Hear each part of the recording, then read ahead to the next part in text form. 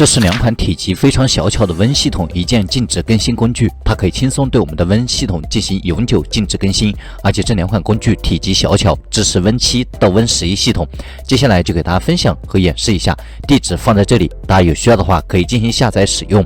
解压压缩包以后，里面一共有2个文件夹，这2款文件都是支持关闭 Win 系统的自动更新，可以避免我们系统更新出现问题。这2个工具，一个支持 Win 7到 Win 11系统，一个支持 Win 10到 Win 11系统。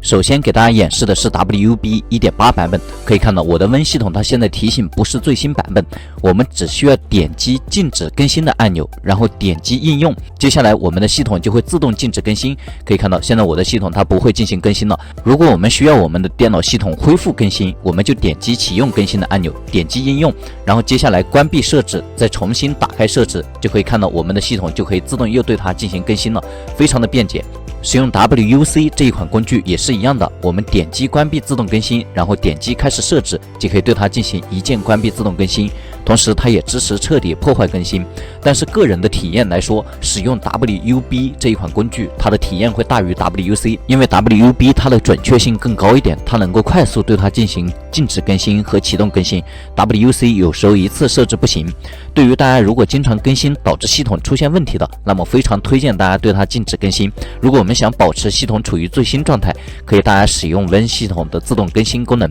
软件就给大家演示到这，谢谢各位收看。